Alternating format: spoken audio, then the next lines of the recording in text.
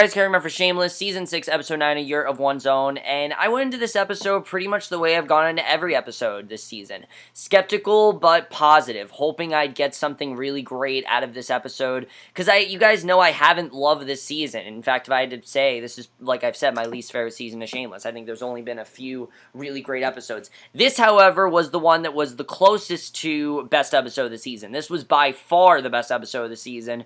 I love this episode. Besides one thing, this was a pretty perfect episode, I have to say. The only problem I really have this episode is Queenie, because I just can't get into this character, I have to say. But besides all that, I thought this was a very strong episode with some very strong plots, some that came out of nowhere, but very much appreciated. And some of this episode is that there were consequences in this episode, there were some really genuinely sweet moments, and nothing was silly. There were some silly moments, but everything was taken seriously, and they did a really good job with that. I've said it before, Shameless can be very genuine, and when it's very genuine, it's very good. Look, Shameless is a funny show, I'm not gonna lie. It can be a very funny show, but I personally really do prefer it nowadays when it's very genuine, because it's some of the best moments we have. So let's just get into this episode.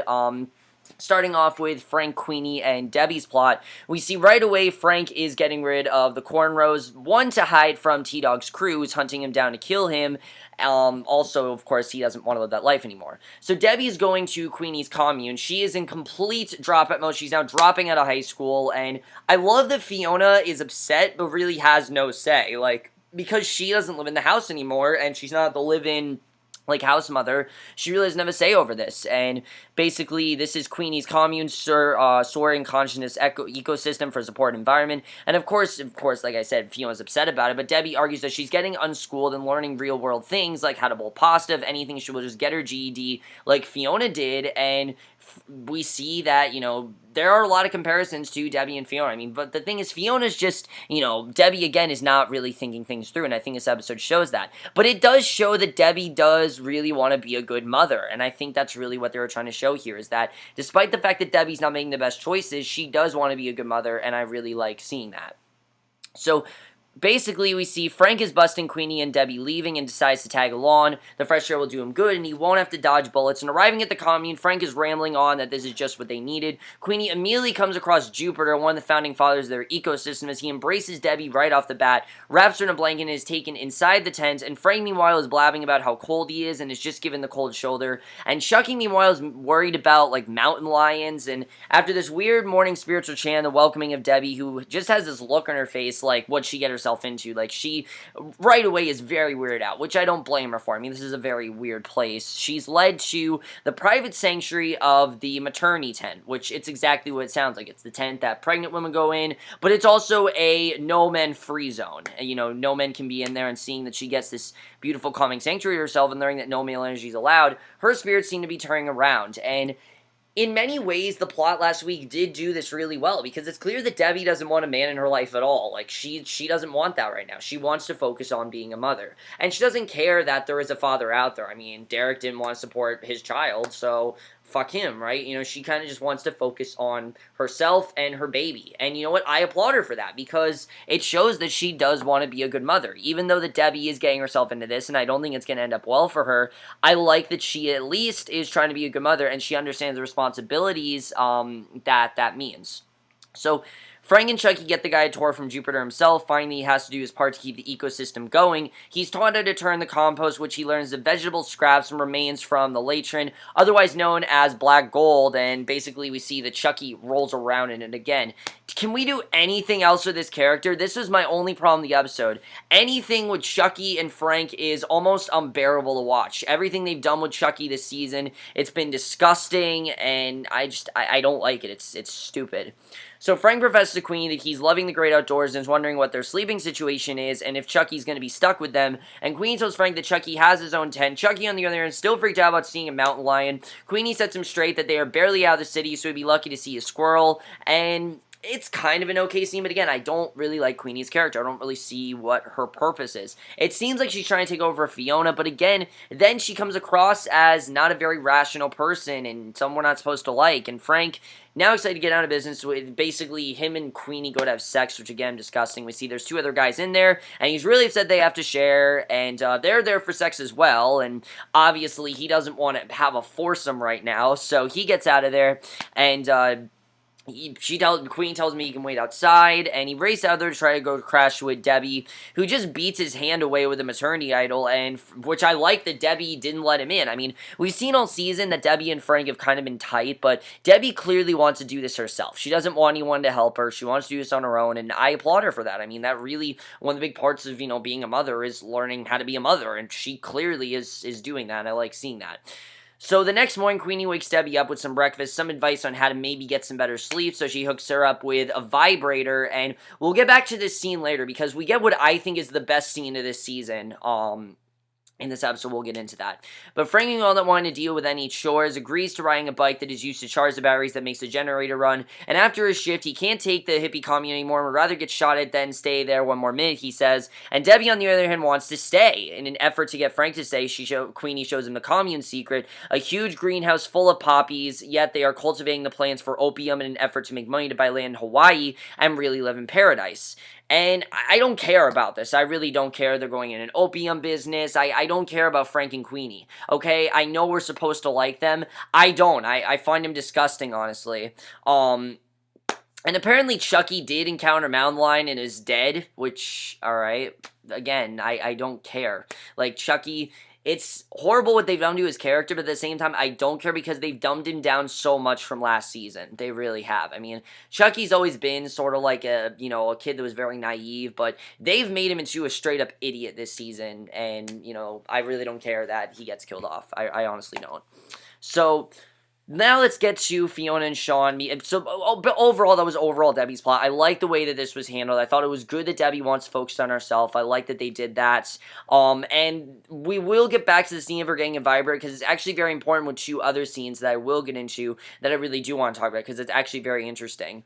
But let's get to Fiona and Sean, because Fiona and Sean, I really love the way this was handled because I think Fiona is really starting to learn consequences, and I really love that. She writes a letter to Sean's ex in order to take blame for Will finding Carl's guns, because, they're still not over this. We know that Sean's being really cold to her. She's trying to apologize her way out of the gun thing, and he's pretty much just treating her as an employee. I mean, he's not even treating her like they're in a relationship, because they're really not at this point. I mean, he's really pissed at her, and he really wants nothing to do with her, but she then gets a surprise visit from Gus, showing up with a booze piece, offering as an apology over his behavior when she was trying to buy the house. And I like that Gus did this because, a lot of people said the song was a bit too much. I don't think it was, but I understand why he apologized. I mean, he didn't want to help her in any way, and obviously Gus is not cold-hearted like that. He was just really upset with her, but I did like that he was the bigger man and apologized. Thought that was very good of him to do that, and basically, I really enjoyed that he saw that. But he does tell her that he wants his grandma's engagement ring back. But, of course, he doesn't know that she sold it. So, obviously, that part she doesn't tell him. Just see you tomorrow for the simple, you don't need lawyer papers already drawn. Because, they're getting a divorce and everything. So, she goes to the pawn shop, but briefly noticing an ad for a lawyer, and she tries to get it back. She's in luck that there is still there. But since it's over 3 months, the contract is now expired. So, now the price to get it back is $6,000 rather than the $1,900.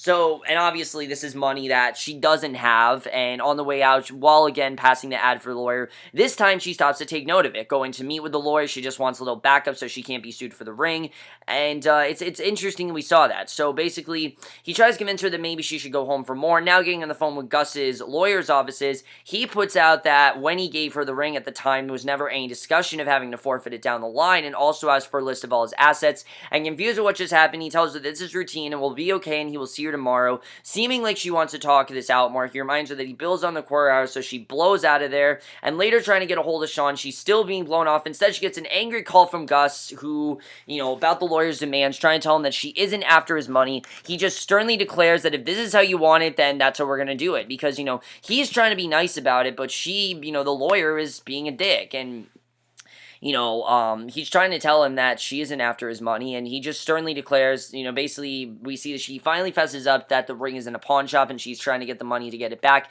And I like that she, admitted it, because I thought that Fiona was going to try to hide it, but I like that she admitted, look, the ring's gone, and she discusses that she was talking to dead air since he hung up on her, and now she's got two guys mad at her. Sean's ignoring her, and then you have, Gus, who isn't happy with her either.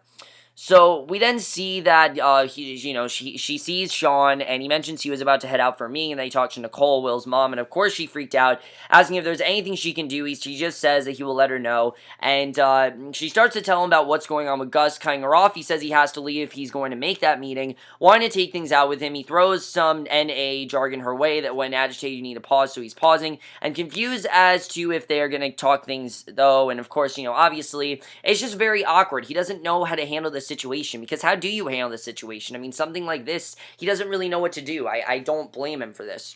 So next day at work, he sees her heading out and was wondering what she's up to, telling him that she's on her way to the lawyers and still want to get a conversation out of him. He just keeps stressing that he's not ready, still pushing his buttons. He finally snaps, mentions he can't stop seeing Will with that gun, and if he loses custody because of her, he will never forgive her. And then she just has this moment, because he talks about the whole thing with Liam and the coke incidents, and I think Fiona finally realizes that they can't be together right now, that he tries to stop her, and she realizes that she does just jump from relationship to relationship, but she doesn't really think of the consequences, and pretty much just does what she wants, and that's why she's in this. So now she needs to focus on herself, and he can focus on Will, which was a very interesting direction to take her, but it makes sense why Fiona's thinking about this. I mean, all of this stuff is coming back to haunt her that she never really thought about, and now that it's coming back, she's realizing, I really screwed up, I made some mistakes, and I need to turn things around, and I like that. We saw that. Definitely very good. I like the direction they're taking this in. Very good stuff there.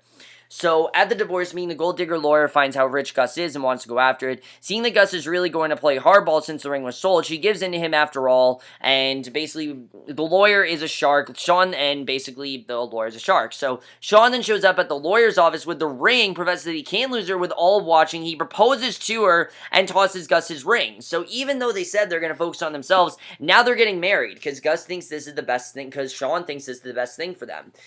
Now, how do I feel about this marriage? I want to say it's going to happen. I really do. I mean, I want to say it's going to happen, but after this whole thing, I mean, there are other things they can deal with. I mean, this isn't even Fiona's kid. What's going to happen if they do have a kid? What kind of arguments are they going to get into? Basically, Fiona has to accept that he's made mistakes and that she's made mistakes, and if they can accept those things and move past it, then maybe they have a good chance of getting married and actually going through with this thing. Me personally, though, just the way that they've handled all this, I don't know if it's actually going to work out for them. I want to hope it's going to, but I don't really know. We'll have to see what happens there. But overall, guys, really good stuff with Fiona. I really like the way they handled that. But the thing I was most impressed with in this episode, I have to say, definitely is kind of came out of nowhere, was Carl's plot. I love the way this was done, because Carl is in full let's turn himself around mode. You can definitely tell, and I love the way this was done, because we see Dominique is back in this episode. Now, I never really talked about Dominique, because I didn't really like this storyline, but I do like the way this was done here. We find out that Dominique does, in fact, have feelings for Carl in this episode. She seems like she does like him, and she says that, he was just coming across as, doing too much, and he was playing way too easy, and he was trying way too hard, and she asks him if he can record her for music cam, and he just kind of blows her off because he doesn't feel like he deserves her, and which she seems to be a little confused about because, he just says he has stuff to do, wishes her luck, and, before he was, like, flirting with her, trying to have sex with her and everything, and apparently his stuff to do is working at the diner as a dishwasher, which we know, of course, Sean gave him that job, which I like that Carl is being responsible, like, he is doing this job, and we see that now that he's gotten out of this crime life, he actually is being very responsible, and he gets his first check for 2 days. He's a little put off by how little money it is, to which Sean reminds him at least he's still alive and not in jail, and Dominique finds out that Carl works at the diner and goes to pay him a visit. He's a little surprised to see her, and they have a little heart-to-heart about why he just walks by her now after trying so hard all year to get with her, because, yeah, why is he just ignoring her? And Carl just says that if she didn't want him when he had money, why would she have him now? And she tells him that the whole wannabe gangster thing didn't do it for her. Now he's being real, so she demands him to put his hairnet back on, gives him this kiss, and then convinces him to record her, which was very sweet. sweet. And I really like the way this was done. What's even more sweet is when she comes over, she's not there to record. What she is there to do is have sex with him, and we find out that they're both virgins. It's actually a very sweet scene the way this was done. This could have come across as really just weird, but they really did it in a cute way. Like, the door was closed, things like that. It was a nice moment for Carl. He finally has something genuine. You know, everything he's done has been fake, really. All of this attitude, that's not Carl. That's who he thought he was from being in prison. That's really who he was, and it's not who he is, really. And I think Dominique is making him realize more and more who he really is. He's a responsible kid, and he wants to do the right thing, but he's just trying to really find himself, and I think he is, and I really like the way that was done. And, we'll get back to the Virginie thing, again, because that has to do with something else we'll get into.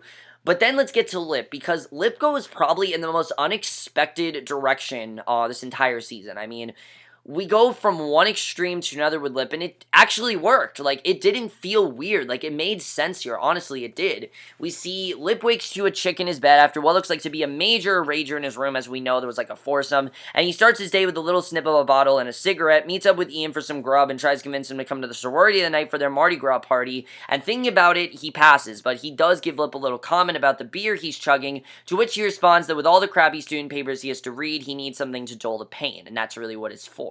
It's simply just, you know, a painkiller because of all the student papers, but this becomes a huge problem, this whole thing with Lip and alcohol.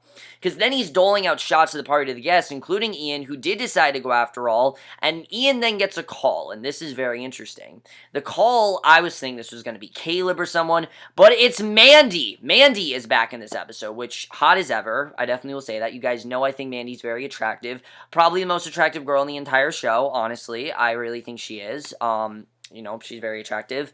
I used to think Karen was attractive, but then she was a bitch, so there's that. But Mandy is actually, I think, attractive. So, and it's good to see her again. The actress is really good as well, and I like what they did with her in this episode. And I like that it wasn't necessarily connected to Lip, but it was as well. You know, they'll always have those feelings, but this was strictly focused on Ian.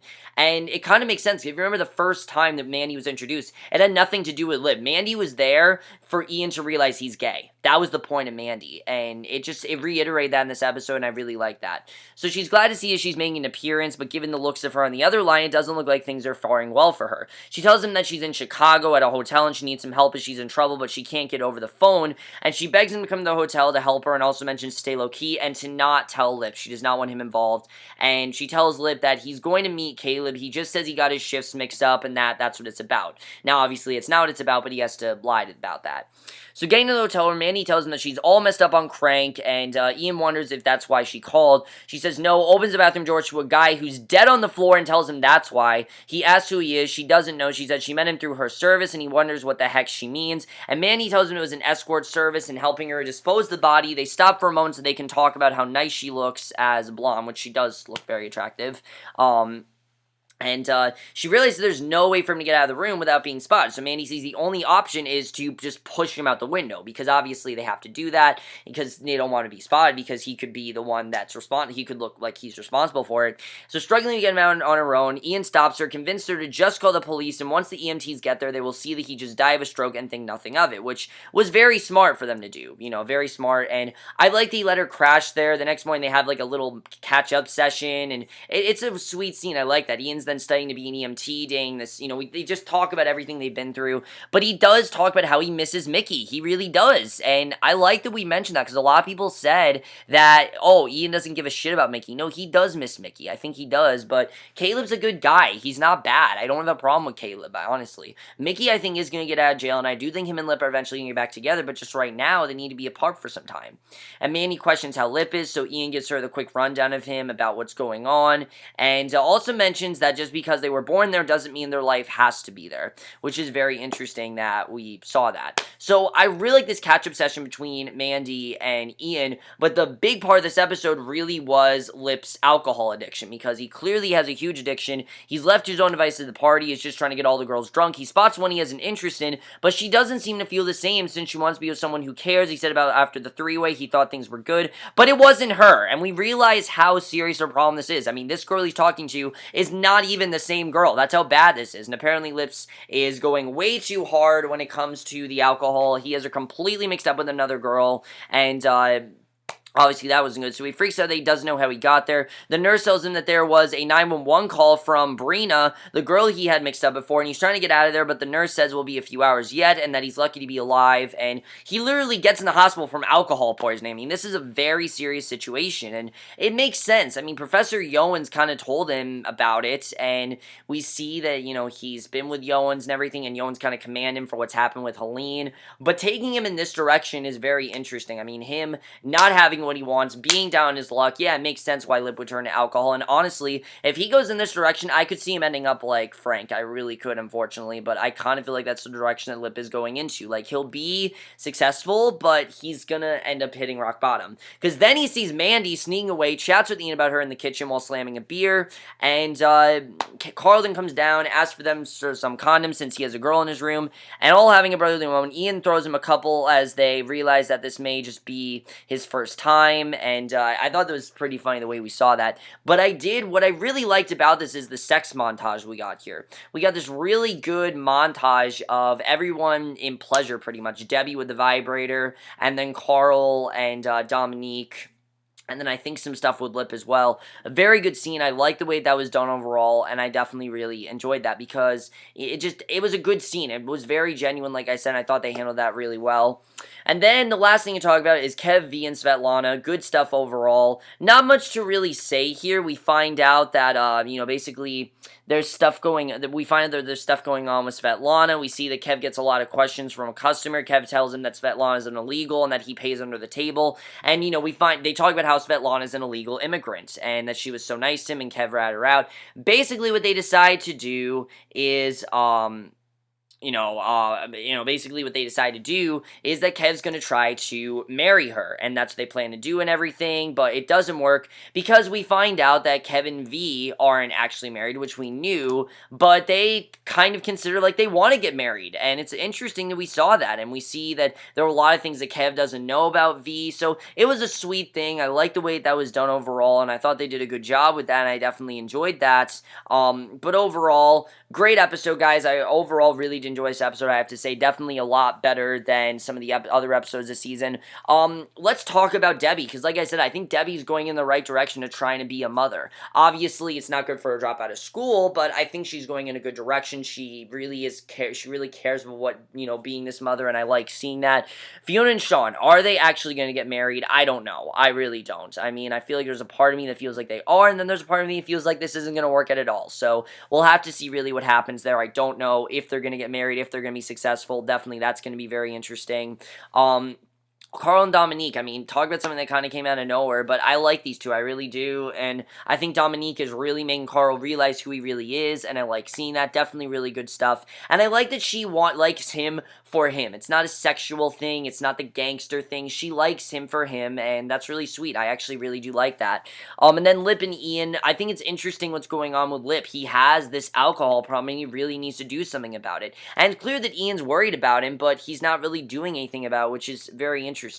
And then Kevin V, I think they do give us the possibility in this episode that these two might get married. Honestly, I think there is a possibility that could happen. We'll have to see what happens there. But overall, guys, like I said, really great episode. I enjoyed this episode a lot more than usual. Besides that whole thing with Frank, I didn't really care about what was going on there.